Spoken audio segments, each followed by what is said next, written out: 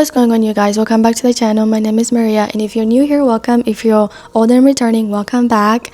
As you can see by the title, we are going to talk about forgiveness. And if you do not know, I spent 5 years earning, researching, and getting my degree in psychology, and I'm going to go on later on, a few months from now actually, to get my master's and PhD in psychology. So I've spent a lot of time in the classroom and outside of the classroom learning how our spiritual lives can correlate, can work hand in hand with psychology and neuroscience. I refuse to be that Christian that encourages spiritual bypassing. We're not doing that over here. Your emotions and feelings are valid, and when it comes to the faith, there's a lot of things we need to talk about. A lot of us feel like forgiveness is for the other person.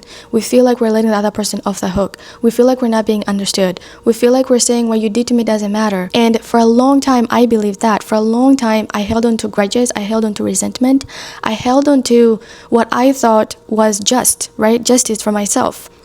I don't know if you guys have seen the social media trend going around where psychologists and, therapists are discussing the correlation between trauma and autoimmune diseases, and understanding that holding on to trauma actually later on in life affects your health. And it's interesting that I found out that a lot of people who struggle with autoimmune diseases are women, which is not surprising because we carry a lot. We are constantly burdened by a lot, including the pain and betrayal we go through and the trauma. And a lot of us have not really had the permission or just the environment to let that go. And a lot of that has to do with forgiveness. So let's talk about what forgiveness is not. Forgiveness is not erasing the consequences of the other person's behavior. Forgiveness is not saying what you did to me does not count. Forgiveness is not saying I am okay letting you back into my life. Forgiveness does not mean reconciliation. You can forgive someone. You can, for your own peace of mind, let them go and not reconcile with them. When I think about reconciliation, I think about both people being involved in that process of healing. I think about a husband and a wife. When a husband hurts the wife or the wife hurts the husband, both of them have to be like, okay, if we want this marriage to work, we're going to sit our butts down, put everything on the table, and discuss, forgive, and move on. We're going to be cognizant of how the other person is feeling and what they need to move on from this pain. Most of the time, reconciliation doesn't happen when someone hurts you.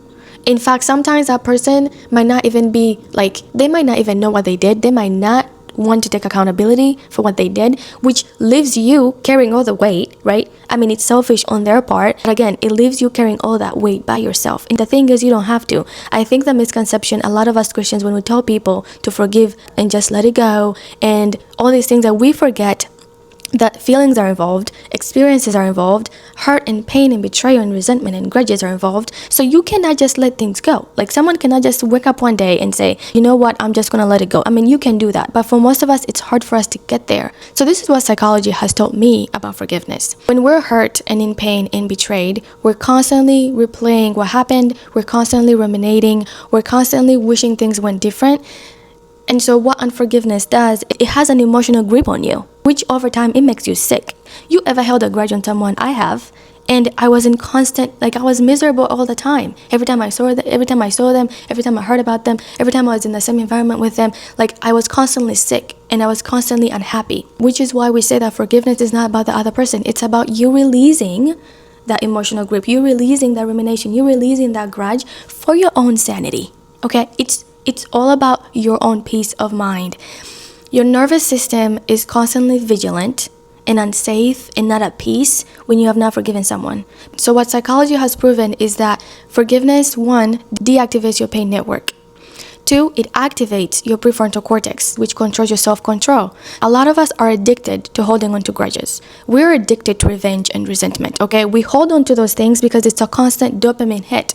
It's a dopamine hit, and we all know what addiction does. Addiction makes you feel like you're justified in your actions. It will feel good in the moment. You'll feel like that person deserves it, or that, you deserve it, you deserve that experience, you deserve to hold on too tight onto that experience, but down along the line, it's actually not good for you. The sentiment that unforgiveness is constantly taking poison and expecting the other person to die, really that's what it is, because again, forgiveness is not for the person. It's for you to feel whole again. It's for you to feel peace again. It's for you to be free again. Just like pain and trauma rewire our brain, forgiveness also rewires our brains. It brings us back to baseline. It brings us back to freedom and understanding that I have to put myself first. I have to set these boundaries. I don't have to reconcile with this person.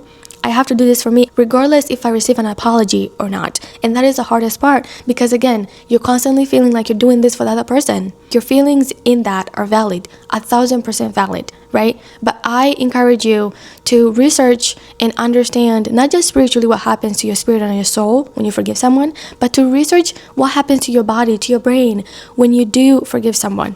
And for some people that can be easy. Forgiveness can be easy.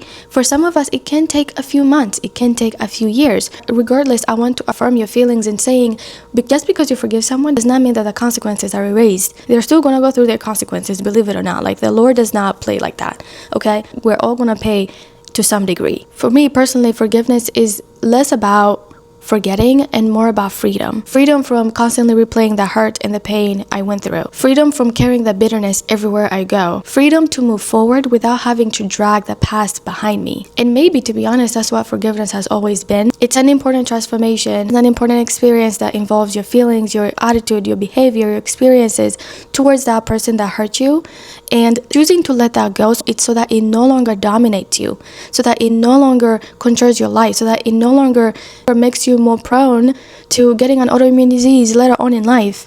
It is not worth it. That is not worth it. Again, I want to affirm people's feelings of pain and hurt and betrayal, because that is so real. But if you have been in therapy, or if you are planning to go in therapy, therapists will always tell you, and all of us who work in mental health professions will always tell you that forgiveness is an important aspect of therapy and counseling. You have to be willing to let it go. You have to be willing to look yourself in the mirror and say, what do I want?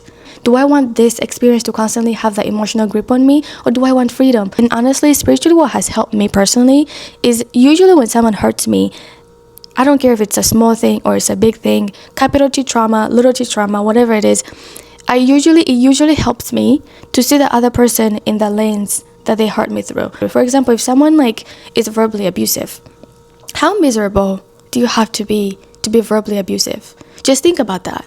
How miserable do you have to be to hurt other people like it's nothing? How miserable do you have to be to walk all over people and be selfish in that way?